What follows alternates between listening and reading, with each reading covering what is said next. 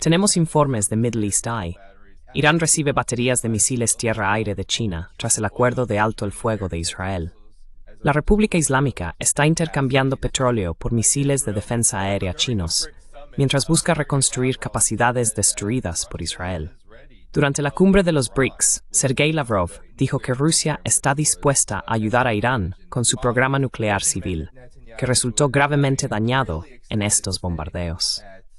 Benjamin Netanyahu está teniendo una estancia realmente prolongada en la Casa Blanca, y muchos dicen, según los informes que están saliendo, que una de las grandes razones de esto es que hay coordinación y discusión sobre otro ataque a Irán. Sabemos que eso se avecina.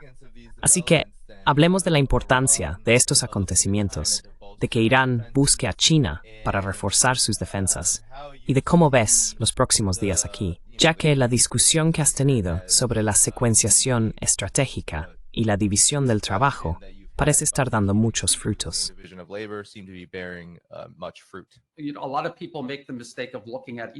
Mucha gente comete el error de analizar cada uno de estos conflictos de forma aislada. Todo esto forma parte de un único objetivo geopolítico que tiene Estados Unidos. Y de nuevo, se trata de establecer, mantener y expandir la primacía global. Cada uno de estos conflictos está vinculado a los demás. Estados Unidos está intentando derrocar al gobierno de Irán. No se trata de su programa nuclear. Se trata de un cambio de régimen. Se trata de un cambio de régimen en todas partes. Quieren un cambio de régimen en Irán, en Rusia, en China. Y como mínimo quieren contener a estos países, pero en última instancia quieren subordinarlos y controlarlos, capturarlos políticamente.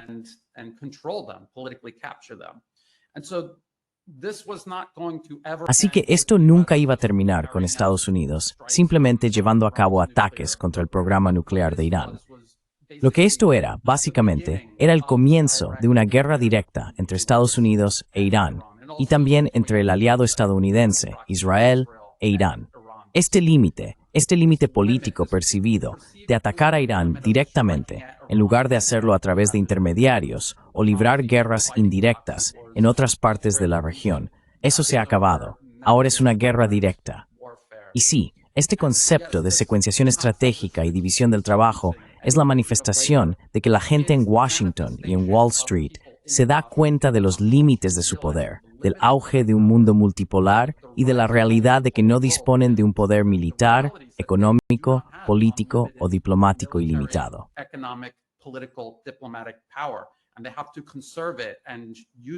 Y tienen que conservarlo y usarlo con mucho cuidado ahora. No pueden librar una guerra en tres frentes como mencionaba Carl, Palantir, hablando de librar una guerra en tres frentes. Literalmente es imposible. Y es imposible por todas estas razones de las que hemos estado hablando. Solo los misiles, no solo los misiles de defensa aérea, sino también las capacidades ofensivas. Estados Unidos simplemente no fabrica suficientes misiles para librar siquiera una de estas guerras, y mucho menos las tres al mismo tiempo. Fabrican algo así como entre 550 y 600 interceptores de misiles Patriot cada año. Rusia fabrica más de 800 misiles Iskander al año, y necesitarías unos 2, probablemente más, interceptores Patriot para derribar un solo Iskander. Y es esto personal, toles y time frente Ucrania.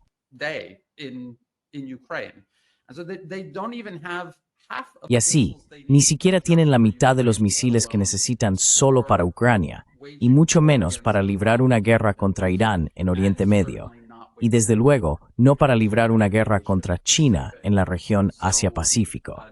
Así que Dani, estás hablando de lo que va a ocurrir en Irán. Todo el mundo se está rearmando, todo el mundo se está preparando.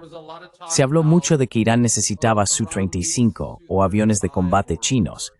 Eso no es realista. Hay una razón por la que Irán eligió defensa aérea y misiles balísticos, porque era la opción más realista que podían elegir y que sería eficaz contra las capacidades militares de Estados Unidos e Israel.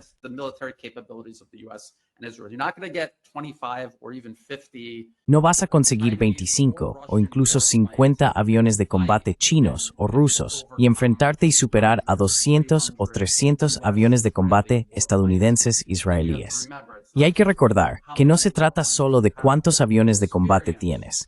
La experiencia, el entrenamiento, la infraestructura, la inteligencia, todos estos factores juegan a favor de Estados Unidos e Israel en términos de poder aéreo. Así que Irán se está centrando en sus puntos fuertes. Sus puntos fuertes son la defensa aérea y los misiles balísticos. Así que tiene todo el sentido que China esté reabasteciendo a Irán con sistemas de defensa aérea. Tiene todo el sentido. Eso es lo que está funcionando y necesitan más de eso. Y si consiguen más de eso y reciben ayuda con sus misiles balísticos, esto va a equilibrar mejor las cosas a su favor.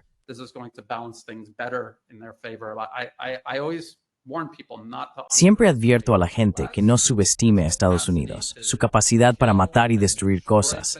La gente los subestimó en lo que respecta a Siria y los sobreextendidos que estaban tanto Rusia como Irán en ese sentido. Y ahora, Siria es un país proxy. Y Carl dijo que Estados Unidos no puede invadir Irán por tierra. Probablemente no. Pero tienen a HTS, que ahora está siendo eliminado de la lista bajo la administración Trump. Literalmente, Al-Qaeda en Siria está siendo eliminada de la lista. ¿Y por qué crees que es eso?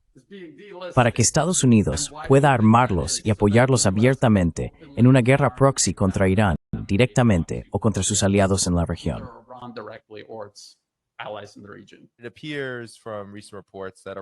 Parece, según los informes recientes, que Irán realmente, como dijo Brian, está buscando reagruparse y rearmarse, y China es su principal fuente. Ahora bien, China no ha verificado necesariamente estos informes. Su portavoz del Ministerio de Asuntos Exteriores simplemente dijo que están dispuestos a proporcionar equipo militar a países amigos. Irán es un país amigo. Entonces, ¿cuál es tu opinión, tu análisis? Sí, creo que podemos tomar eso como una confirmación, y estoy de acuerdo con Brian. De hecho, tiene todo el sentido que Irán obtenga primero sistemas de defensa aérea, porque lo que vimos en esa guerra de 12 días es que los misiles iraníes estaban causando un gran caos en Israel. Por primera vez, Tel Aviv y Haifa estaban siendo atacadas. Por primera vez, Israel ya no puede continuar con su agresión con impunidad.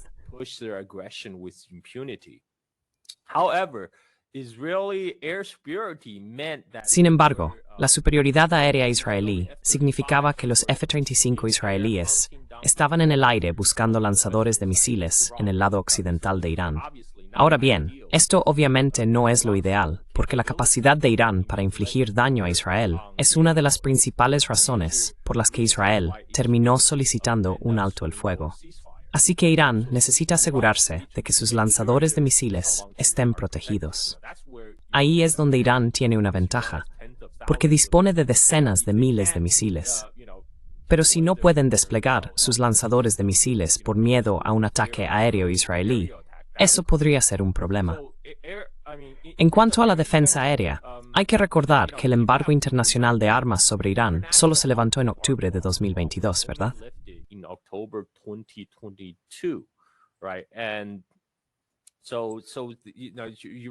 Así que ya sabes, Irán en realidad no tuvo mucho tiempo para reforzar su defensa aérea antes del ataque israelí.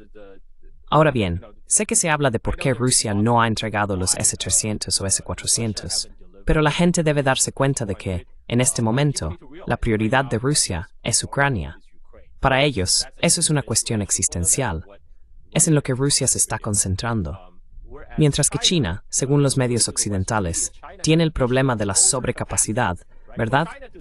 Para que China suministre esos sistemas de defensa aérea, no hay un cuello de botella en el suministro, a diferencia de Estados Unidos suministrando interceptores de misiles a Israel. Como Brian volvió a señalar, Estados Unidos desplegó el sistema THAAD para proteger a Israel. Esas baterías THAAD, radar, lanzador, todo junto, cada una cuesta $1,000 millones, con B. Y cada misil THAAD cuesta entre 12 y 13 millones de dólares.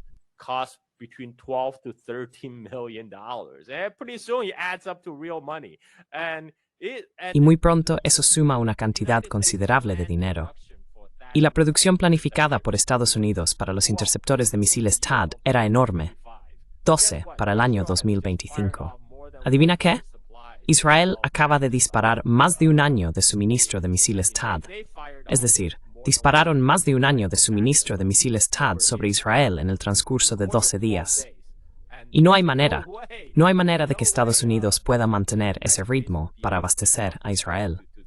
Y existe una verdadera limitación de recursos debido al control de exportaciones de China sobre los minerales de tierras raras.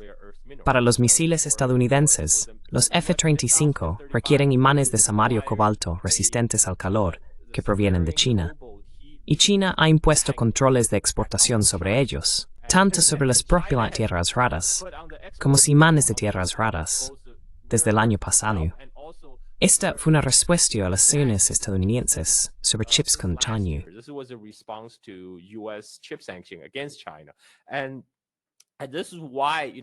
Y por eso, ya sabes, Trump se estaba poniendo realmente alterado. Y luego, finalmente, en sus negociaciones comerciales en Ginebra y luego en Londres, resolvieron que China aceptó conceder licencias de exportación para tierras raras e imanes de tierras raras a los fabricantes de automóviles estadounidenses, ¿verdad? Así que, lo que significa que durante 6 meses, ahora mismo, cada empresa que quiera tierras raras de China tiene que rellenar una solicitud al Ministerio de Comercio chino y decir, por favor, señor, ¿puedo tener algunas tierras raras? Y una vez que la aprobación esté, de nuevo, pendiente en junio, basada en su comportamiento, si China detecta que están dirigiendo ese suministro, por ejemplo, a las industrias de defensa de Estados Unidos, ¿adivina qué?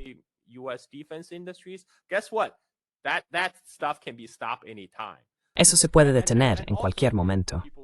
Y además, para quienes se preocupan por eso, hay una diferencia. El imán de grado militar es completamente distinto al que se utiliza en la producción de automóviles. El F-35, por ejemplo, requiere muchos más de esos componentes de tierras raras que un coche normal. Así que este control de exportaciones chino puede ser bastante perjudicial para el complejo militar industrial estadounidense.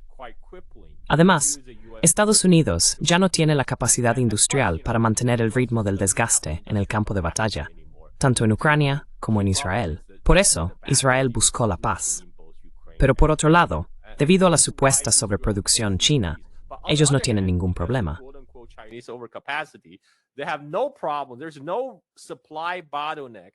No hay ningún cuello de botella en el suministro para que China proporcione misiles de defensa aérea a Irán.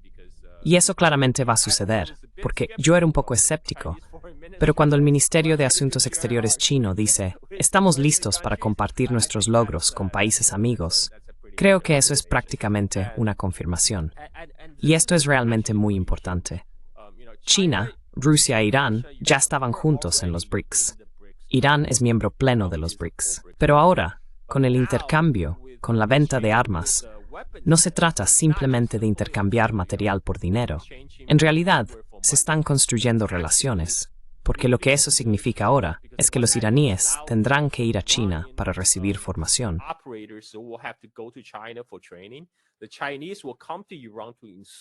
Los chinos vendrán a Irán para instalar y hacer el mantenimiento. Y esto es un ejercicio de construcción de relaciones a largo plazo, que durará décadas. Por eso, por cierto, a Estados Unidos le encantan las ventas de armas, excepto que no nos utiliza las ventas de armas como palanca para decirles a los países qué hacer o qué no hacer. Por ejemplo, cuando Smuzo vendió F-16 a Pakistán, hizo que Pakistán firmara un acuerdo de usuario final en el que se estipulaba que esos F-16 no podían usarse en una guerra contra la India, ¿verdad? Mientras que las ventas de armas de China no tienen condiciones. China no va a decirle a Irán, oh no puedes usar esto contra Israel. No, es tuyo. Adelante. Diviértete. Y esto acerca mucho más la alineación entre China, Irán y también Rusia que nunca antes.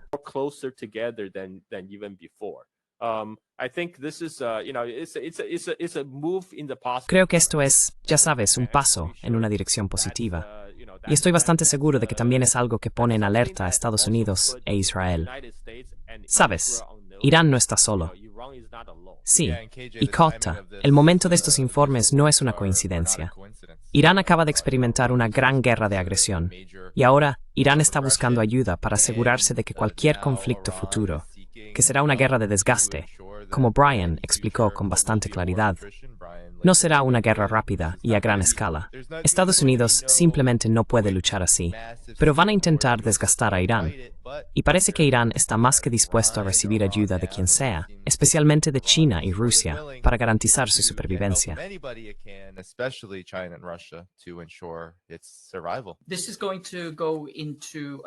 Esto va a convertirse en una guerra de desgaste. Pero lo que hay que recordar, creo, es que una lección muy importante de Rusia es que Estados Unidos y sus aliados no son buenos luchando una guerra de desgaste. Prefieren ataques relámpago rápidos, golpes de decapitación. Esta era la doctrina israelí de la guerra, y surge de la guerra de Yom Kippur, que más tarde se convirtió en la doctrina de guerra estadounidense contra la Unión Soviética, la batalla aire-tierra. Y ahora tienen una doctrina de guerra contra China, la batalla aire-mar. Todo esto proviene de la doctrina militar israelí de la guerra de Yom Kippur, pero principalmente se centra en la decapitación rápida, ataques profundos en el interior, tácticas muy agresivas, violentas y feroces.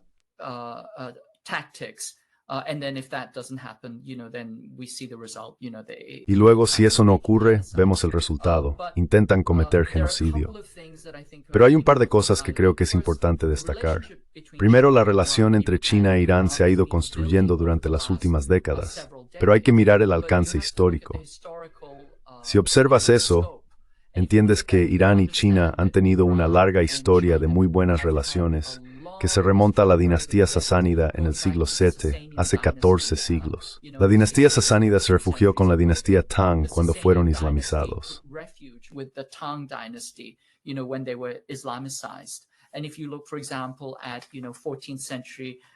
Y si observas, por ejemplo, manuscritos del siglo XIV, como el Corte de Qayyum-Mars, que narra la historia de Irán, es un manuscrito iluminado, si miras las imágenes, son pinturas de paisajes al estilo chino.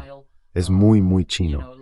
Así que puedes ver que a lo largo de milenios ha habido una relación muy estrecha.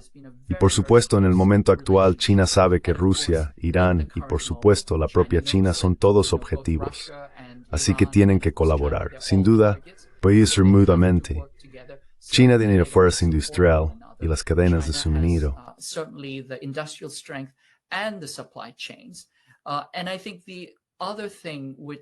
Y creo que otra cosa que resulta muy llamativa es que Estados Unidos, en particular Donald Trump, no parece entender el concepto de una cadena de suministro. Él solo ha trabajado en el sector inmobiliario.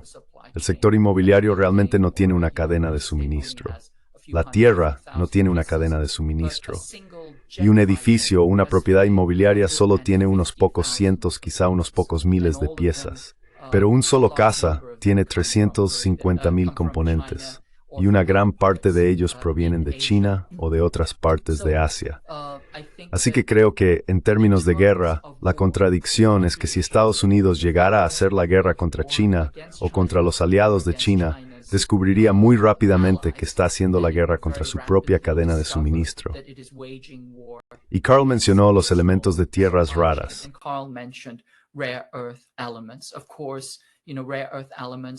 Por supuesto, los elementos de tierras raras son fundamentales para la tecnología moderna, y no solo por los imanes, que ya de por sí son muy importantes. Si calientas un imán, si quieres desmagnetizar un imán, lo calientas. Pero sabemos que con elementos de tierras raras como el samario y otros, se pueden crear imanes que toleran temperaturas extremadamente altas. Por eso son esenciales en componentes de armamento. También son cruciales simplemente porque todo el ecosistema en el que funcionamos, que es electrónico, se basa en la fuerza electromagnética, que implica imanes. Los imanes son fundamentales para la tecnología moderna. Así que existe un gran desconocimiento sobre las cadenas de suministro, las vulnerabilidades y las complejidades de la guerra en este nivel híbrido, económico, logístico y de cadenas de suministro. Supply chain logistical level. And then here's the other piece, which is incredibly. Y aquí está la otra parte, que me parece increíblemente irónica. Por ejemplo, Estados Unidos criticó a China por no suministrar algodón para sus proyectiles de artillería, para la nitrocelulosa. Pero lo que todos olvidaron fue que Estados Unidos había sancionado el algodón de Xinjiang en China y dijo no puedes vender esto en ningún sitio. Y tras haber creado una escasez global de algodón, entonces dijeron, Vaya, no tenemos celulosa para la nitrocelulosa de los proyectiles de 155 milímetros. Y luego empezaron a quejarse de que China les estaba reteniendo la nitrocelulosa. Una vez más, esto es una estupidez increíble, una falta de visión y una contradicción en la comprensión de lo que realmente es la competencia estratégica. Creo que estas son las debilidades de Estados Unidos, lo que no significa que no sean lo suficientemente insensatos como para seguir acelerando hacia la guerra.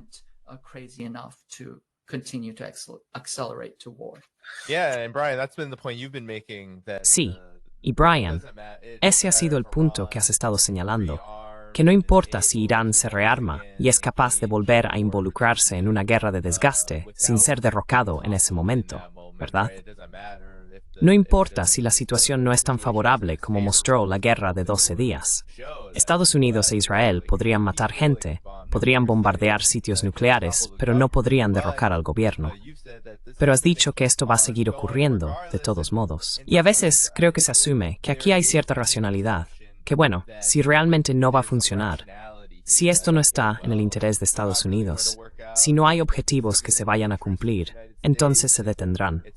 Pero ese no es el caso, ¿verdad, Brian?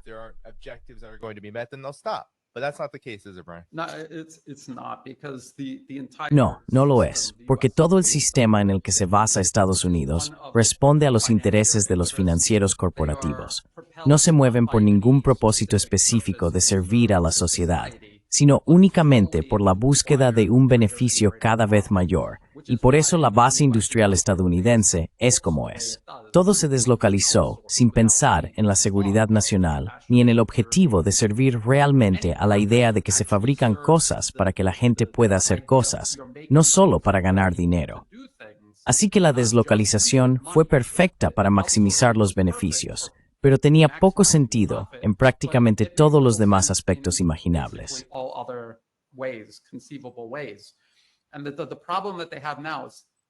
Y el problema que tienen ahora es que, incluso cuando intentan aumentar la producción, toda su base industrial, e incluso publicaron un informe, la Estrategia Industrial Nacional, donde hablaban de cómo tienen todas estas empresas privadas fabricando cosas, y si no hay una señal de demanda y no existe un caso empresarial convincente, simplemente no producirán estas cosas en las cantidades necesarias para librar todas estas guerras. Así que tienes un sistema que, por naturaleza, se ve obligado a buscar constantemente más poder y beneficios. Pero el sistema, por diseño, capaz de fabricar las armas y todas las demás capacidades necesarias para llevar esto a cabo realmente.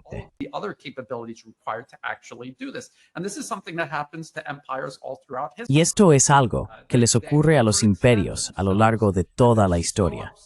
Se exceden y están tan obsesionados con perseguir el beneficio y el poder que en realidad no invierten en lo necesario para conseguirlo. China, por otro lado, y Rusia, y en realidad muchos otros países del mundo, la gente no entiende esto.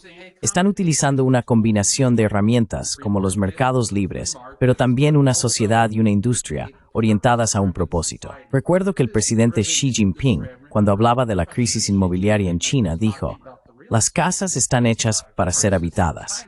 Están hechas para ser habitadas. No deberían ser vehículos para la especulación".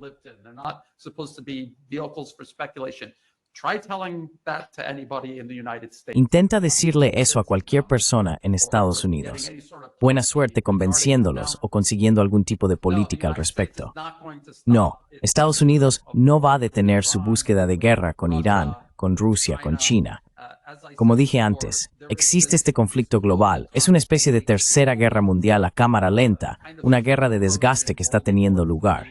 Se pueden ver algunos de los límites que tiene Estados Unidos. También se pueden ver algunos de los límites que realmente tienen Rusia y China. Daré un ejemplo que la gente podría entender. Y Carr mencionó que los sistemas S-300 y S-400 no pueden enviarse a Irán en grandes cantidades porque Rusia está librando una guerra básicamente contra toda la OTAN en Ucrania.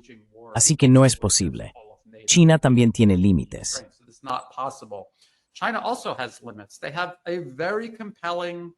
Tienen una estrategia muy convincente. Acuerdos que pueden hacer con todas estas naciones.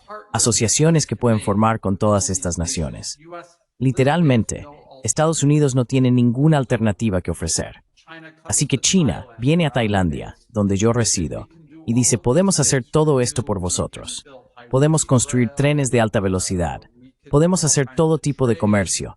Tenemos turistas. Tenemos más turistas que vienen de China a Tailandia que de todos los países occidentales juntos.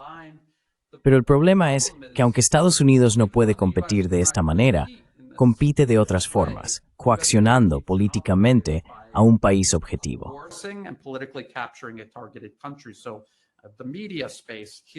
Así que el espacio mediático aquí en Tailandia está fuertemente controlado e influenciado por Estados Unidos, y Tailandia no tiene la capacidad de expulsar esa influencia. Por ejemplo, intentaron aprobar una ley sobre ONG para impedir que la NED interfiriera, y Estados Unidos simplemente ejerció cada vez más presión sobre el gobierno tailandés hasta que se vieron obligados a abandonarla. Cosas como esa impiden que las naciones puedan girar completamente hacia China, así que están constantemente jugando a este acto de equilibrio, intentando evitar que Estados Unidos destruya su país. Pero también, obviamente, la única relación realmente sostenible que pueden tener es con una nación como China dentro del multipolarismo. Así que este es el panorama geopolítico a gran escala en el que está ocurriendo todo esto.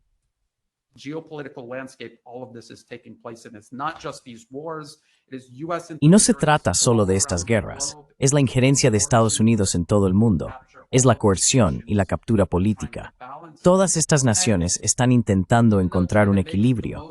Y aunque China ofrece las oportunidades más atractivas, digamos simplemente oportunidades, una nación observa eso, pero también observa el hecho de que Estados Unidos nos matará. Me matarán, me sancionarán, desestabilizarán mi sociedad. Así que, aunque Estados Unidos no tiene nada que ofrecer y se está dedicando mucha menos energía a desestabilizar el país, es una forma de coerción más convincente que, por ejemplo, la persuasión económica china. Persuasión positiva frente a coerción negativa.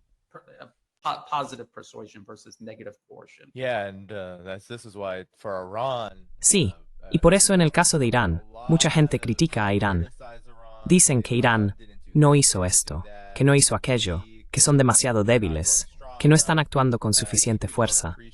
Creo que muchas veces en Occidente no se valora lo suficiente que la autodeterminación y la soberanía son componentes absolutamente fundamentales para poder existir y desarrollarse de manera independiente. Y en Irán, independientemente de quién haya sido el líder desde 1979, han conseguido eso.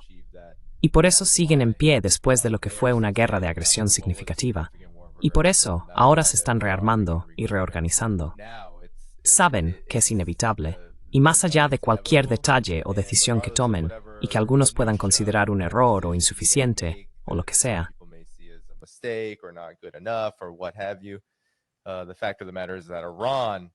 la realidad es que Irán no estaría en pie ahora mismo sin soberanía, dadas las sanciones de máxima presión. Si no tuviera China como socio, si no estuviera dispuesto a hacer, Brian, lo que tú dices que muchos países simplemente no pueden hacer. No pueden estar en la franja y la ruta, o incluso si están en la franja y la ruta, no pueden terminar los proyectos. Ese es uno de los mayores problemas de la iniciativa de la franja y la ruta. Si estos gobiernos no están preparados para invertir de manera equitativa, entonces algunos proyectos simplemente no se van a realizar. Así que ese es un gran problema, pero Irán parece estar avanzando, y vamos a tener que seguir de cerca la próxima fase, el próximo capítulo, mientras Netanyahu consigue su espacio en Washington, D.C., y se queda allí el tiempo que sea necesario para coordinar y colaborar en torno a otro ataque.